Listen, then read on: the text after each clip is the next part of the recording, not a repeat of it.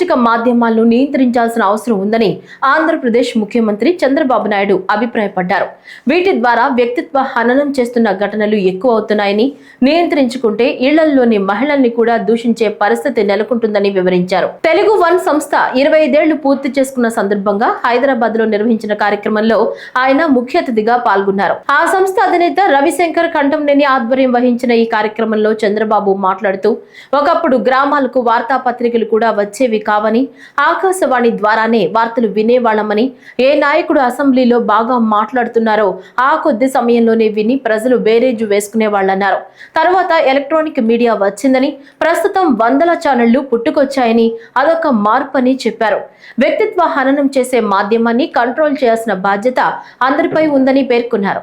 అంటే ఓసారి రాజకీయ నాయకులు అనుకుంటాం, మనం పనిచేస్తే ప్రజలు మర్చిపోతాం అనుకుంటాం, కానీ ఒక్కొక్కసారి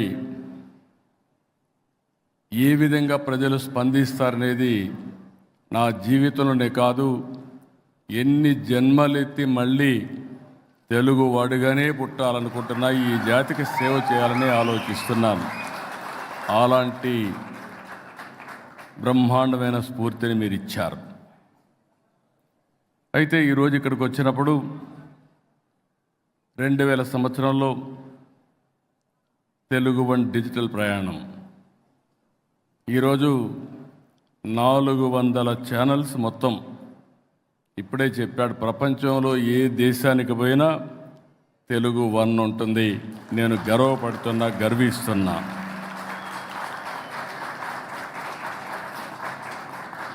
ఈరోజు మనం చూసినప్పుడు